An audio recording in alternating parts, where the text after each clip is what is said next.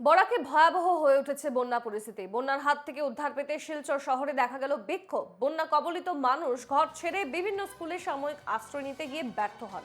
School বন্ধ থাকায় অসহায় মানুষগুলি কোথাও আশ্রয় পাননি। এদিকে শিববাড়ি রোড এলাকায় নদী বাঁধের অবস্থা আশঙ্কাজনক হয়ে ওঠায় জনতা রাত থেকে শিলচর কালাইন রোড বন্ধ করে দেয়। কাছাড় জেলায় বন্যা পরিস্থিতির দ্রুত অবনতি ঘটেছে। জেলার কাটিগড়া বিধানসভা এলাকা সম্পূর্ণ প্লাবিত। বরাক নদী বেষ্টিত শিলচর শহরকে বাঁচাতে প্রাণপণে চেষ্টা চালাচ্ছেন বিভাগীয় কর্তারা। জল বাড়ছে বরাক সহ সব নদীর। সর্বশেষ পরিস্থিতি নিয়ে শিলচর থেকে সরাসরি জানাচ্ছেন আমাদের প্রতিনিধি পাপলু দাস। পাপলু, বর্তমানে কি ছবি? আমরা যেহেতু জানি যে ঘূর্ণিঝড় রেমালের জেরে রীতিমতো প্লাবিত হয়ে গিয়েছে বরাক উপত্যকা, তুমি কোথায় রয়েছো? সেখানে ঠিক পরিস্থিতি কি রকম? সোনালী, আমি এই মুহূর্তে দাঁড়িয়ে রয়েছি শিলচরের একটি প্রাণকেন্দ্রে, যেটা নর্মাল স্কুল, এবং এখানে প্রায় 50-এরও বেশি পরিবার এখানে উপস্থিত হয়েছেন। লোক আসছেন কাতারে কাতারে, কারণ আমরা দেখতে পাচ্ছি ইতিমধ্যে বরাক যে নদী, বরাক নদী তার বিপদসীমা অনেক আগেই অতিক্রম করেছে, এবং এই মুহূর্তে 21.23 সেন্টিমিটার, অর্থাৎ 21.23 মিটার তার বিপদসীমার উপরে বইছে, এবং যার 2022 সালে যেটা ছিল সর্বকালীন রেকর্ড করেছিল 21.59 মিটার, 22 সেন্টিমিটার কম রয়েছে। এবং যে হারে বরাকের জল বাড়ছে, তাতে আমরা আশঙ্কা করছি যে গত যে 2022 সালে বরাক যে রেকর্ড করেছিল, সেই রেকর্ড ভাঙবে। এদিকে গোটা কাছাড় জেলার যে পরিস্থিতি রয়েছে, সেটা আমরা দেখতে পাচ্ছি। কাঠিগড়া বিধানসভা চক্রের প্রায় সর্বত্রই প্লাবিত হয়ে গেছে। বরখলা এবং কিছু অংশ উধারবন্দেরও প্লাবিত হয়েছে। শিলচর শহরের যে স্কুলগুলো রয়েছে, প্রতিটা স্কুলেই কিন্তু শরণার্থীরা এখানে উপস্থিত বেশ। এসেছেন, এবং শিলচর শহরের পার্শ্ববর্তী যেসব এলাকাগুলো রয়েছে, সেই এলাকাগুলোতে প্লাবন পরিস্থিতি দেখা দিয়েছে। সেখানকার এবং বর্তমানের এই ছবিটা বর্তমানে কিরকম, তুমি যদি ভেতরে ঢুকে দেখাতে? এই মুহূর্তে সেখানে কারা উপস্থিত রয়েছেন? তারা পর্যাপ্ত পরিমাণের আহ, খাবার, পানীয় জল পাচ্ছে কিনা?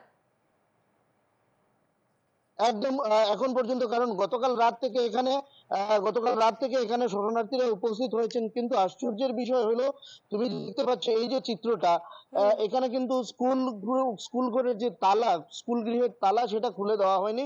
প্রায় 50-এরও বেশি পরিবার রয়েছে এখানে, এবং এ ধরনের শিলচর শহরে প্রায়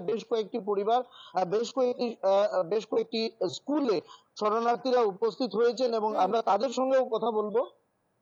আহ আহ, দাদা, আপনারা কোথা থেকে এসেছেন? Tarapur colony, new colony. তো আপনারা কখন এসেছেন এখানে?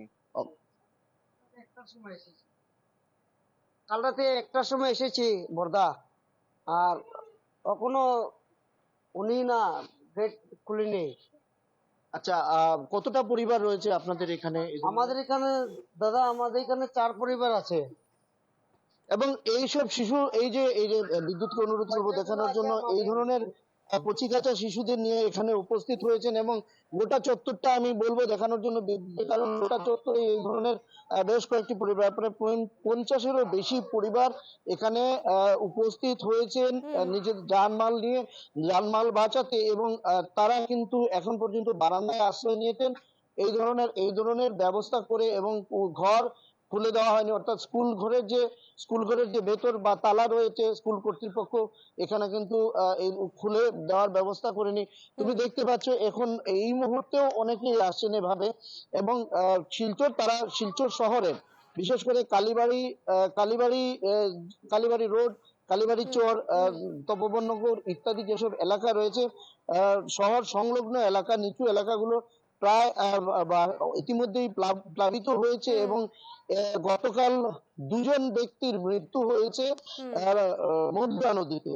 পরশুদিন আমরা দেখেছিলাম মধুরা নদীতে একজন ব্যক্তি তুফানের সময়, যখন প্রবল বাতাস বইছিল, নিজের ছাতাটাকে আটকে রাখার জন্য প্রাণপণ চেষ্টা করছিলেন, এবং তখন তিনি ছাতা আটকে গিয়ে উড়ে যান। এবং গতকাল আমরা দেখতে পেয়েছি কুঞ্জি এলাকা, অর্থাৎ মধুরা উপরের যে অংশগুলো রয়েছে, মধুরা নদীর উপরের অংশে একজন মানুষ প্রাণ বাঁচাতে গিয়ে নদীতে পড়ে যান, এবং তারপর তার মৃত্যু ঘটে। এখন পর্যন্ত খোঁজ পাওয়া যায়নি।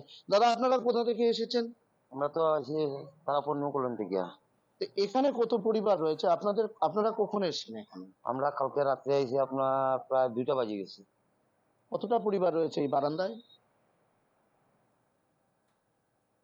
মোটামুটি কোন কোন এলাকা থেকে এখানে মানুষ এসছে? এখানে আমরা বেশিরভাগ আপনার তারাপুর এরিয়ার মানুষই আইছি, অন্নপূর্ণা ঘাটের।